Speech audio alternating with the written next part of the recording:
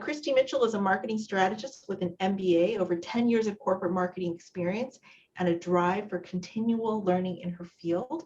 She guides her clients to a better way to succeed and prevents the overwhelming feeling that comes with a lot of data, analytics, and digital marketing.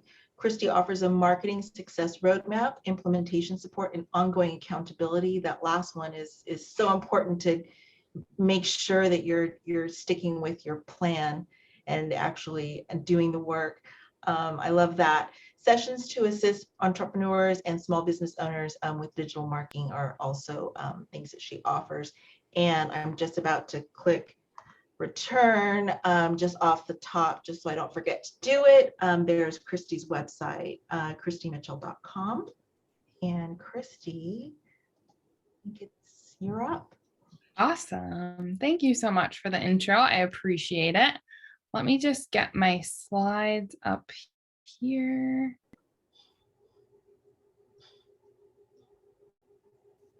Okay. Can you guys see those?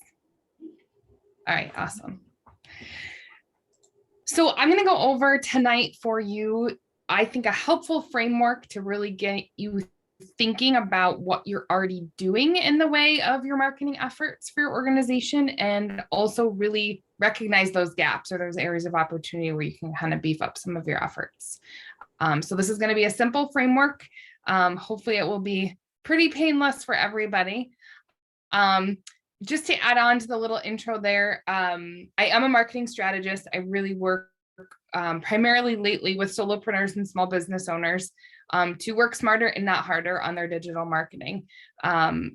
Marketing is one of those things that can cause a lot of stress and overwhelm for people. I think no matter what type of business or organization you're in. And so I like to take that out of it. Let's make it not so scary and overwhelming and stressful. And let's really come up with a clear action plan and an overarching strategy that addresses all of these pieces that we're going to talk about tonight. So this is my sweet spot. I'm really excited that Lisa and I had the conversation, and this was a topic that came up that would be really helpful for all of you. And actually, before I jump into that, let me also just say my background, I spent 8 years in higher education at a nonprofit, so big nonprofit space. And I've also done some volunteer work in the nonprofit space as well locally. So I've helped out, similar to Lisa, with some of those, let me put my marketing skills to use to help some of the local nonprofits here in my area. And again, I'm in Rochester, New York, so pretty far away from all of you, but I love how close-knit everybody seems in your community. And I appreciate the opportunity to share some information with all of you tonight. So I'm a big meme person. When I give presentations, I have to share memes. I feel like it helps keep things light and fun and entertaining. So when you don't know the difference between a marketing strategy and a marketing tactic, I would say you are a very typical person who doesn't specialize in marketing, and that's okay. A lot of times when people are talking about marketing, they're talking about different tactics. Right? It's, I need to be on social media. I'm doing some email campaigns. I have a website, all of these different things that a lot of times can feel a bit disjointed. And so tonight, that's why we're going to bring some strategy and some structure to it so that we are having a cohesive strategy with the tactics filled in to the strategy. So what does that look like? This is my marketing funnel framework. I've borrowed it. I've adapted it. Maybe you've seen something similar to this. This is the way that I really like to work with clients in order to help them, again, assess everything that they're currently doing, right? Like, where do all of these tactics that we're talking about fit into this funnel, this plan? And then where are the areas of opportunity that we really need to look at putting some more things into place to make sure that we have a cohesive strategy to bring people through. So at the very top of the funnel, we're talking about attracting people. So this is, how are you getting new people to learn about you and your organization and what you offer? From the attract phase, then we're going to convert, right? It's not just enough for people to know about you. You want them to take an action. And so converting, a visitor on your website to become a lead is really valuable, because now you have someone's information and now you have a better way to follow up with them so that you can move to the next stage of the funnel here, which is nurturing. So nurturing is staying in front of people, right? It's not enough for them to just know about you. It's not enough for them to give you their information. That's great. But now you want to stay in touch with them. So in case they don't have an immediate need for your services, they still remember you when the opportunity comes up and they are ready to start working with you. So nurturing is really important. And then closing is making the sale when the timing is right. That gets into a lot of more salesy stuff, which is not my area of expertise, but I have a few thoughts that I'll share that might give you some ideas for that stage, that stage of this whole funnel. So one thing I would really love if everyone could do is to get out a piece of paper or pull up a notes document on your computer. And as I go through each of these stages of the funnel, I would love it if you could take some notes and really think about what things you're currently doing at each of these stages of the funnel, so that when we get to the end, it becomes more clear to you kind of, okay, this is where I have some good stuff going. This is where I need to do a little bit more. I want to give some more thought to this. I really want this to be a very actionable exercise for all of you to go through. So take a moment to grab a piece of paper or a note document, however you prefer to work. And I'm going to share a nice vivid image here as well. So I hear a lot of times when people talk about marketing, and I'd love to see a virtual show of hands if people could do that too. Have you ever heard of the phrase throwing spaghetti at the wall when we talk about marketing? Some nodding of heads, some hand. Okay. I'm seeing some people. Yes, this is very common. And I feel like I've been hearing it a lot lately from, prospective clients that I'm having consultations with and things like that. It's just, everyone has this notion of like, I'm just throwing things out there and like, there's no strategy, right? We're just throwing things out. We're trying to see if it's going to work. I'm on social media because I've heard that I need to be there, and all these shoulds that we tell ourselves, it all just feels like a big mess of spaghetti getting thrown at the wall. And we're not really sure why we're doing it and the purpose of it and how it's serving us. So this is what we really want to achieve. We want to set this strategy, which is this framework we're going to learn tonight, the plans that are feeding into that strategy, so that then you come around and you're meeting those goals. I couldn't find the exact right image here to get the circle all the way around. But the idea is really, you want to start with your goals first and then build the strategy and the plans. And then you'll see how that, helps you to achieve those goals at the end of the day. But hopefully you can see, we want to get away from the throwing spaghetti at the wall and move towards this. So that is really the goal here of where we're going to go. So first of all, the attract phase. So how are you helping new people learn about you and what you offer? I have a bunch of ideas here. There may be some things that you could think of that you're doing or have plans to do in this new year ahead that are not included here, but I'll give you some sense of a lot of the kind of typical things that fall into this attract phase of the funnel. So you can attract people to your organization through things like blogging and SEO and websites.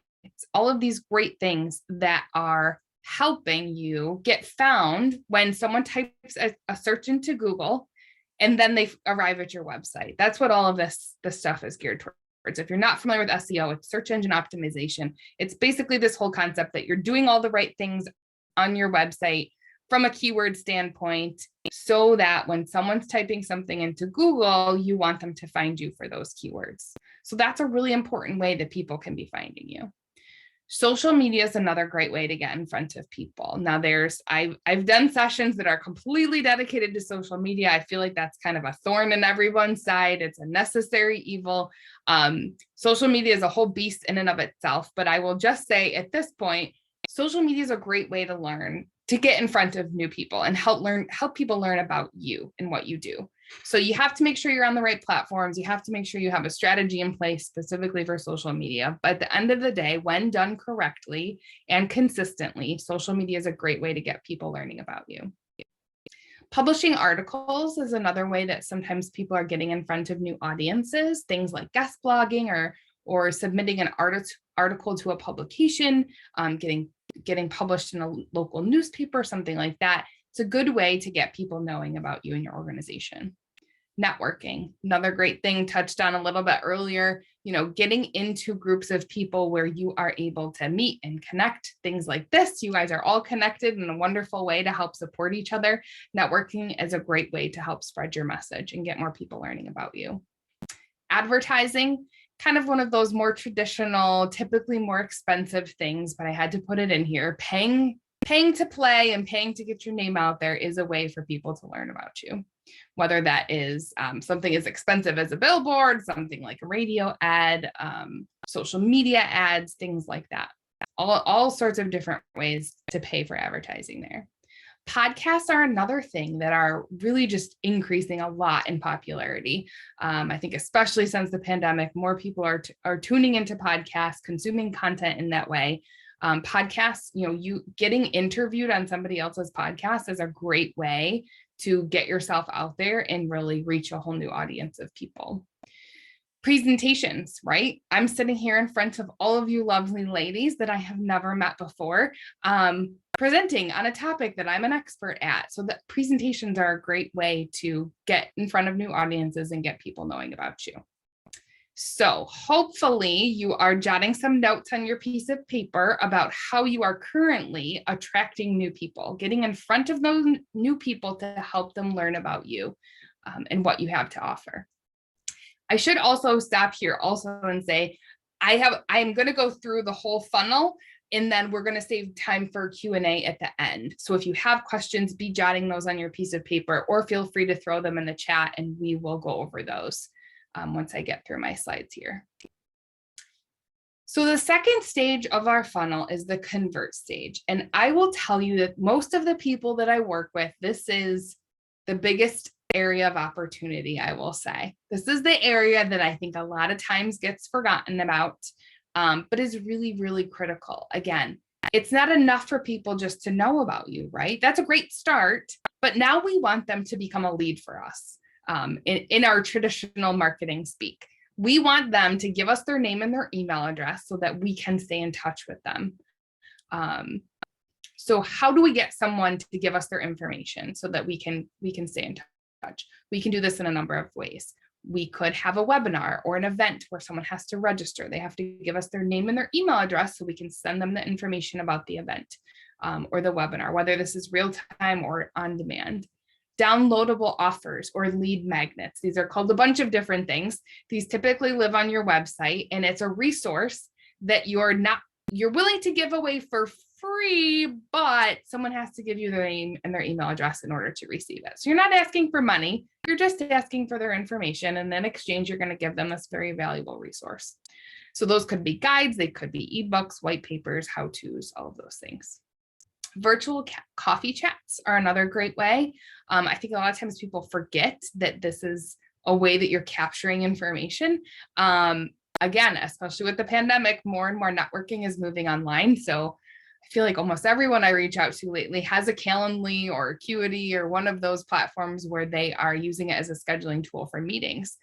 You have to enter your name and your email address. Now you have someone's information, and now you can stay in touch with them. Paid advertisements, again, I put it on here, not necessarily my favorite way, not the first thing by any means that I recommend to people, but it is a way that you could be capturing leads. So you can, depending on the social platforms that you're on, there are ways that you could pay to advertise in a way that's capturing leads. So getting people to give you their information so that you can stay in touch with them. So hopefully you've taken a moment to think about what ways you have that people can convert and become a lead for you. Something else I don't have on here, but I do talk about a little bit later is newsletters. So if you have a newsletter, you're asking people to subscribe for the newsletter. That's another way that maybe you're capturing information. So take a moment and jot some notes. And then I will move on to the nurture phase of our funnel. So this is staying in touch with those leads over time, right? It's not enough that they just know about us. It's not enough that we're collecting a little bit of information. Now we have to do something with that information. We want to stay in touch with them. So a couple big ways to do this are things like social media and email marketing. So social media, a lot of times people think in terms of like, I'm trying to reach new people. You can do that. Social media can definitely play a role at that attract phase, like the phase of the funnel, like we talked about. It can also help you nurture people. If people are following you as a person or following your page for your organization, that's a great way to stay in front of them. You're nurturing them. Every time they're coming to the platform, hopefully they're being notified about new content that you're putting out there. So it's a great way to stay in front of them, stay connected, show your thought leadership in your space, and really just stay top of mind for them. So posting helpful, relevant content on a consistent basis is really important. It's not enough. You do need to engage with people. This is, again, a topic that comes up a lot with my clients. It's not putting out content on a consistent basis is a great start, but you have to engage with people. Whether it's you engaging from your personal page or from, a business page, again, you have to be engaging with people and getting those conversations going and keeping them going, because that's going to keep people coming back. And it's going to help more eyeballs get on your content at the end of the day because of all those lovely algorithms that are at work behind the scenes. Direct messaging on social platforms is another great way to be staying in touch with people. So reaching out to someone, if you see they're in a similar space, or you see that they commented on something that you posted and you want to reach out and, extend an opportunity to hop on a phone call or virtual chat or whatever it is. Direct messaging is a great tool. Email marketing. So I have a few different ideas here that fall under this realm of email marketing. So an onboarding sequence, if you haven't heard that term or you're not quite familiar with it, is the idea that once someone downloads something from you, which we talked about at the convert phase, once someone downloads something, you want them to get to know about you. You want to give them some kind of like background information, especially if they're brand new to learning about you and your organization and the people you serve and your mission and what you're doing and what you need. Having an onboarding sequence, which could be 3 emails, it could be 5. I've seen some as long as like 10 or 15. That's kind of a lot, in my opinion. But an onboarding sequence is a really great way to, once someone comes into that funnel, right? They've converted, now you have their information. Now there's this automated email plan that's just dripping them some content, maybe every day for 3 days, maybe once a week for 4 weeks, whatever cadence feels right to you. But it's a good way to, create that content once and then have it keep working for you over time, so that anytime a new person comes in, they go through the onboarding sequence, and then hopefully you're doing something like a regular newsletter email. So once a month, some of the nonprofits that I work with were big on this. This is something I help them with, is kind of refining their email newsletter process. But really thinking about what content you want to be putting out on a monthly basis to keep everyone in the know, to let them know about what the latest news is going on in your organization, to let them know about, a fundraiser or an event or whatever it is. Keeping them up to date on what's happening is really important. And then promotions. So a lot of times the people I work with are saying, yes, I'm doing a monthly email. It's going out. I don't want to send more than that because I don't want to annoy people and I don't want people to unsubscribe. Very valid concern. But if you're only sending 1 email a month, I would argue it's probably not enough to be staying top of mind. So don't forget that if you have an email list, you can be doing more with it than just sending the once a month newsletter. You can be sending out a promotional email. Hey, the reminder, we have this event coming up. Please register, please sign up, please share it with your friends. Whatever that promotion may be. Something to think about there. So I'm going to take a sip of water. I feel like I'm starting to lose my voice a little. Take a moment to jot down notes for how you are doing on this nurture section of our funnel.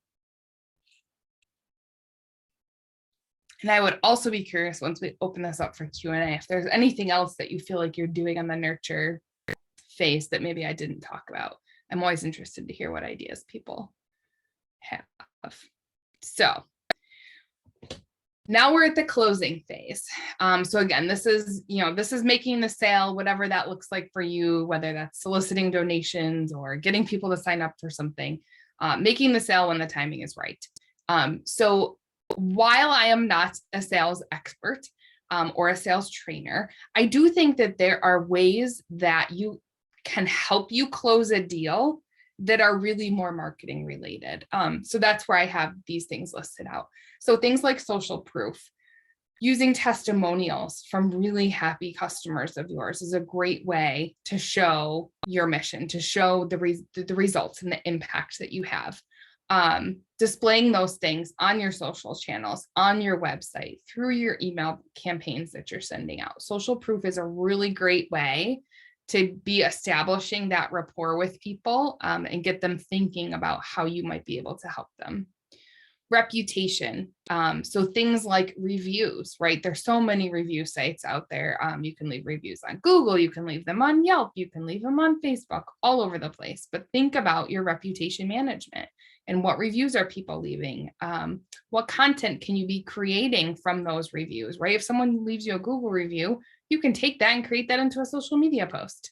But thinking about displaying those ratings on your website, on social media, those sorts of things. And then direct outreach, right? Like a lot of times when we're actually making the ask and making the sale, it's happening on things like an email chain or on the phone, or maybe even through direct messaging on a social platform. Again, another great way to stay in touch with people if they've been engaging with you there. So take a moment, jot some notes on this phase of the funnel. If this is something you feel like you're good at, maybe you're not. A lot of times I hear from people that they honestly forget to make the ask. They forget to be really direct and ask at the end of the day, so do you want to work together? So I'd be curious to hear any thoughts or questions that come up for you all on that as well. So that is everything that I had going through the funnel, and I would absolutely love to open it up to any questions, thoughts, or ideas that people have. Okay, can I start? I have a lot of questions, and I'm supposed to know this stuff. So when you have like these 4 areas, right? So you have attract, convert, nurture, and close. And somebody new is saying, okay, I got to deal with this. Do you say, pick one item in each of the 4 to get started? Do you say, let's go through all the attract stuff first and then the convert stuff?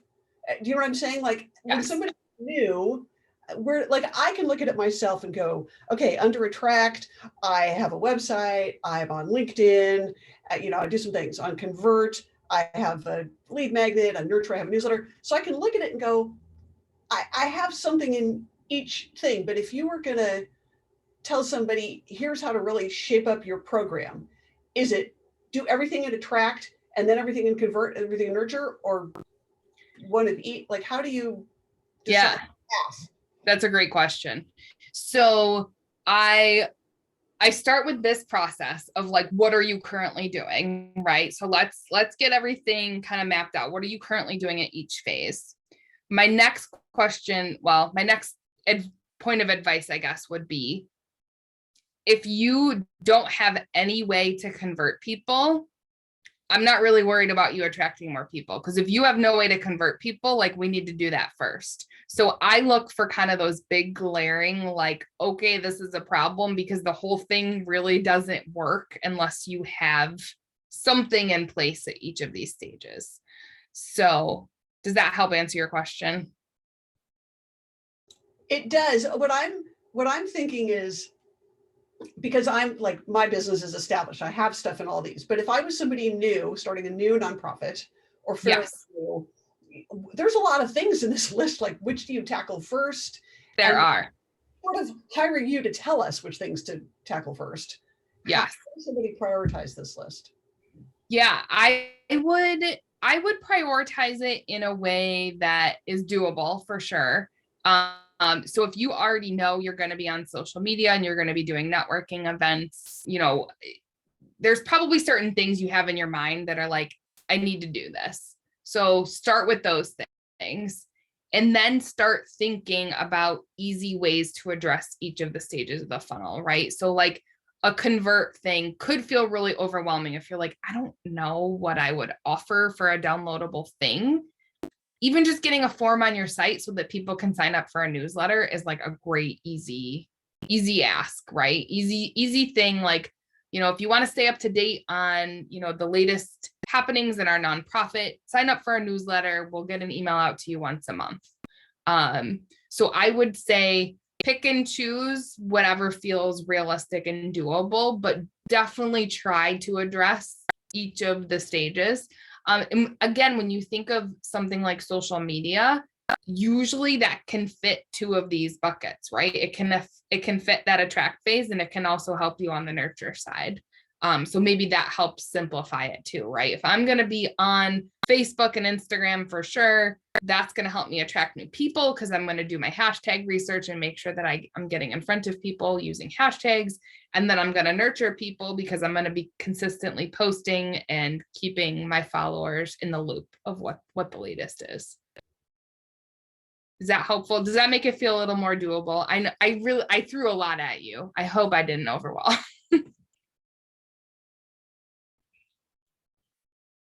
That's good. Very, very good. Are there other, and it is a lot, but you break it down in nice little buckets. And when you can look at one bucket at a time, and I think Lisa was asking, which bucket do you look at and how do you manage that? Are there any other questions from the rest of our guests tonight in any portion of this? This is Poonam. I focus on nurture a lot because I don't want to lose the people who I have brought to my nonprofit and provided eye care to them. So I constantly stay in touch with them, tell them that I am doing a clinic on such dates, and we have room that they can bring about 15 people or 10 people, and they let me know soon so that I can arrange with the optometrist for their eye appointment. So that is what I have been doing. But my issue is I'm not very technical, is to deal with the social media and doing the newsletter. So what is a good way to, because I have been trying to have a newsletter, but I haven't been successful. What hasn't been successful about the newsletter? Creating a newsletter. So the actual like creation and like you picking a platform and what should be in the newsletter, that is a task for 2022.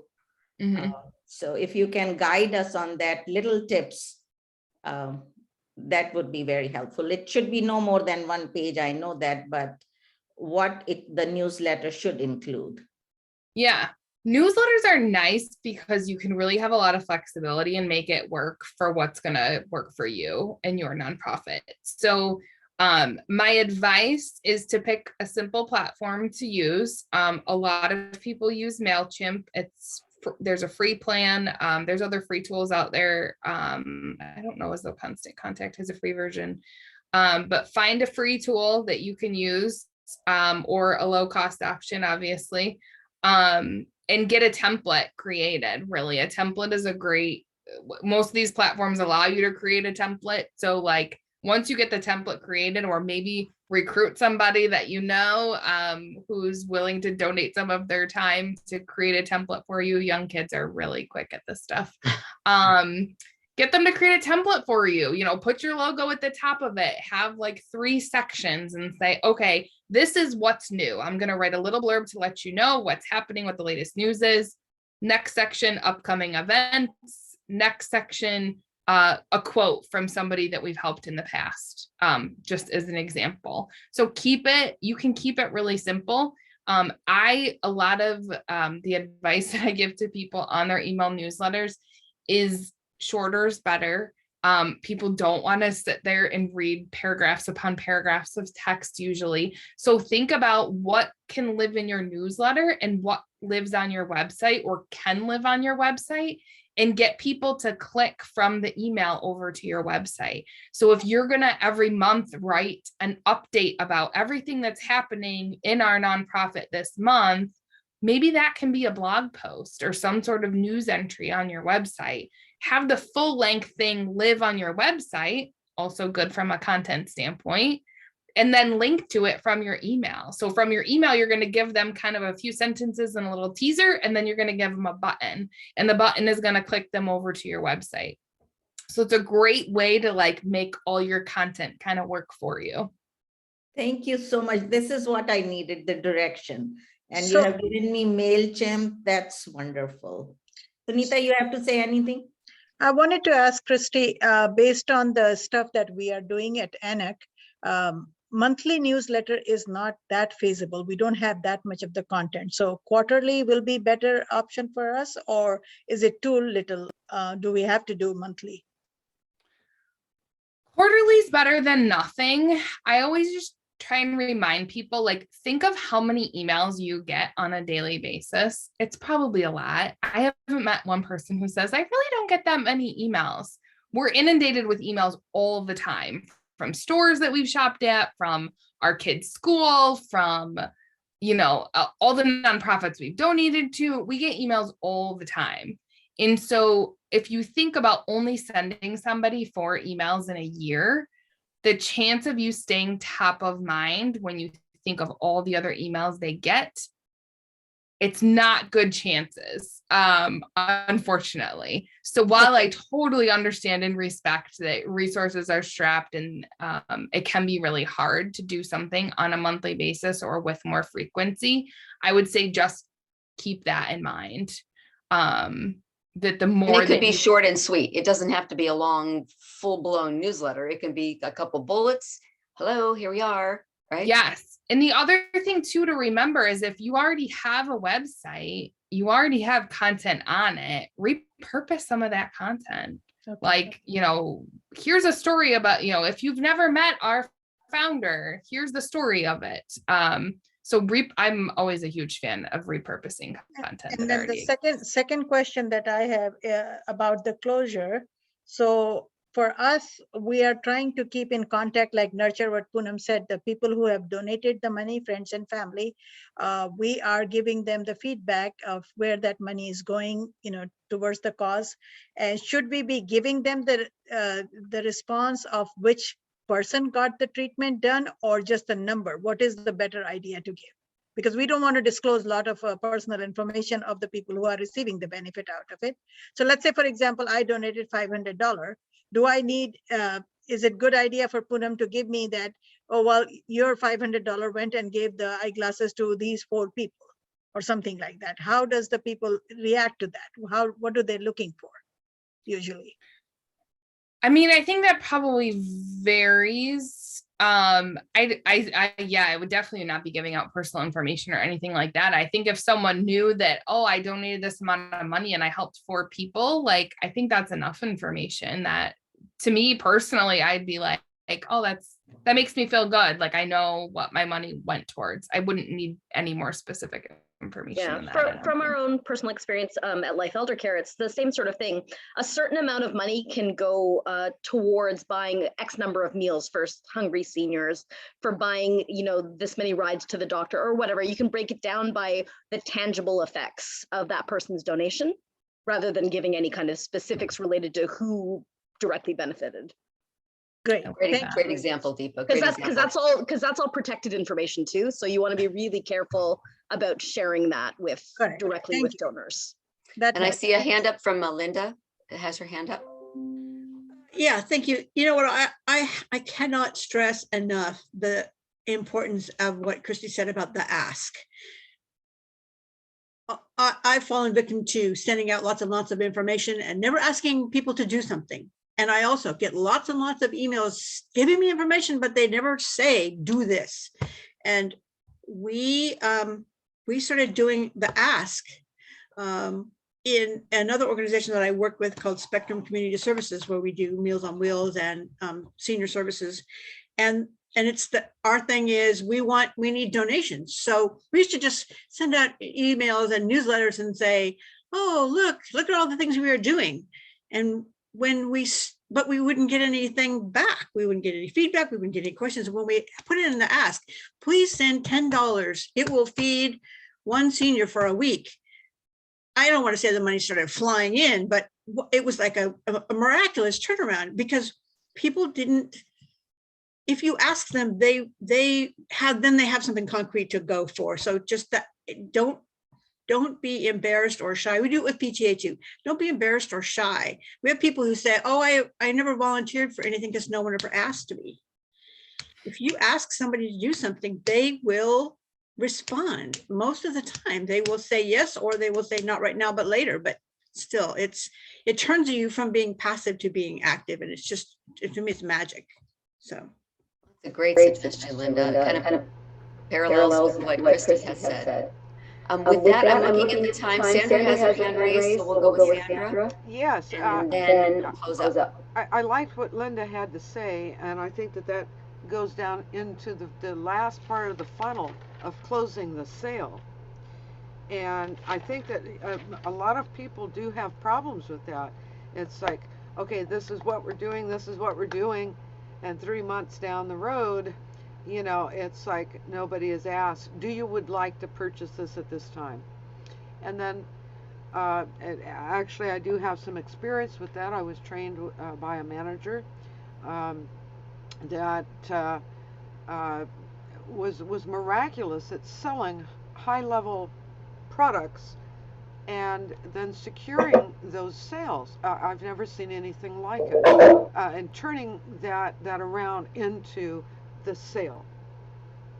It was miraculous. So what Linda is saying is get a little bit more closer to that point, instead of taking 3 months to get to asking, this is what we have, would you like to purchase this? And keep asking. I don't think that anyone is offended when somebody does that. I think most of us are too reserved, you know, to maybe reach out and contact that space. Speaking of, I have a question for Christy. Christy, how long should we be spending on these social networks and combining all of the efforts to attract? Do we need to narrow that down to our demographic, either age? I found that it's age related. We have new social networks now, like TikTok, and I haven't gotten onto those yet. I'm not going back to MySpace as well, but can you break that down a little bit more? Because I have found that I've put in a tremendous amount of time and effort, and unless you pay for those presentations, they never get seen, like on Facebook, so forth and so on. Yeah, like I mentioned, social media is one of those things that I could do an entire presentation on all in and of itself. I'm getting some really bad feedback. There we go. Okay. Social media is tough. It's a huge topic. It's a big